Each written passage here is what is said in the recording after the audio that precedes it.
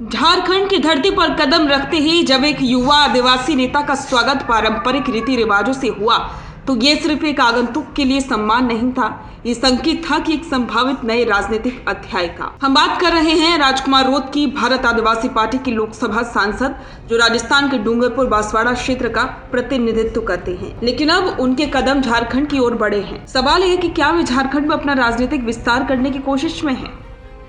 राजकुमार रोत भारत आदिवासी party के तेज तर्रार नेताओं में से एक हैं। वे भारत आदिवासी पार्टी से सांसद हैं और उन्होंने राजस्थान की राजनीति में आदिवासी समाज के मुद्दों को एक नई आवाज दी है। राजनीति में रहकर उन्होंने बार बार कहा है कि आदिवासी समाज सिर्फ वोट बैंक नहीं है, बल्कि उनकी संस्कृति, अधिकार और जल जंगल जमीन के मुद्दे पर स्पष्ट नीति होनी चाहिए। हाल ही में राजकुमार रोत ने झारखंड के रांची में बिरसा मुंडा की जन्मस्थली पर जाकर उन्हें श्रद्धांजलि दी। वहाँ उनका स्वागत पारंपरिक आदिवासी रीति रिवाजों से हुआ। बिरसा मुंडा की जन्मस्थली रांची झारखंड पहुंचने पर कार्यकर्ताओं ने आदिवासी परंपरा के तहत स्वागत किया। यहाँ के आदिवासियों की संस्कृति और परंपरा में एक अपनापन झलकता है। ये पोस्ट केवल एक यात्रा की सूचना नहीं है, ये संकेत हो सकता है कि राजकुमार रोत अब झारखंड में राजनीति अवसर तलाश रहे हैं। और क्यों ना हो, झारखंड देश का ऐसा राज्य है जहाँ 26% से अधिक आबादी आदिवासी समुदाय से है। राजस्थान में भारत आदिवासी पार्टी का असर बढ़ रहा है। अब सवाल यह है कि क्या पार्टी झारखंड जैसे राज्य में भी अपनी पकड़ बनाएगी? झारखंड में झामुमो और कांग्रेस की गठबंधन सरकार है।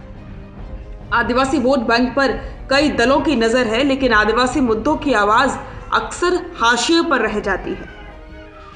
ऐसे में राजकुमार रोत जैसे नेता जो खुद आदिवासी समुदाय से आते हैं और उनके मुद्दों को संसद में उठा रहे हैं, झारखंड के आदिवासियों के बीच लोकप्रिय हो सकते हैं। सवाल उठता है कि क्या राजकुमार रोत झारखंड में वही करिश्मा दोहरा पाएंगे जो उन्होंने राजस्थान के आदिवासी क्षेत्रों में किया? आदिवासी पहचान की राजनीति झारखंड में गहरी जड़ें हैं। बिरसा मुंडा की विरासत को सम्मान देना लोगों को जोड़ सकता है।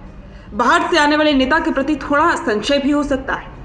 राजकुमार रोत को अगर झारखंड में असर डालना है तो उन्हें केवल राजनीतिक भाषा नहीं बल्कि स्थानीय बोली, रीति रिवाज और यहाँ के जमीनी संघर्षों को गहराई से समझना होगा। उनकी झारखंड यात्रा को लेकर सोशल मीडिया पर कई चर्चाएं शुरू हो चुकी हैं। कुछ लोग इसे एक राजनीतिक संकेत मान रहे हैं तो कुछ इसे आदिवासी एकता की ओर उठाया गया कदम बता रहे हैं। आपको क्या लगता है कि भारत आदिवासी पार्टी झारखंड में प्रभावी हो सकती है? कमेंट में जरूर बताएं। बिजनेस अच्छा हो सकता है, लेकिन अगर नाम नहीं दिखा तो पहचान कैसे बनेगी?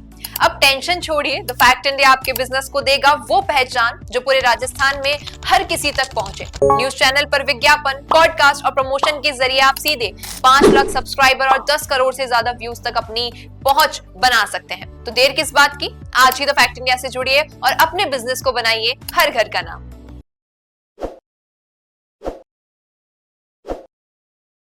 ताज़ा खबरों के लिए विजिट करें द फैक्ट इंडिया की वेबसाइट और डाउनलोड करें द फैक्ट इंडिया ऐप।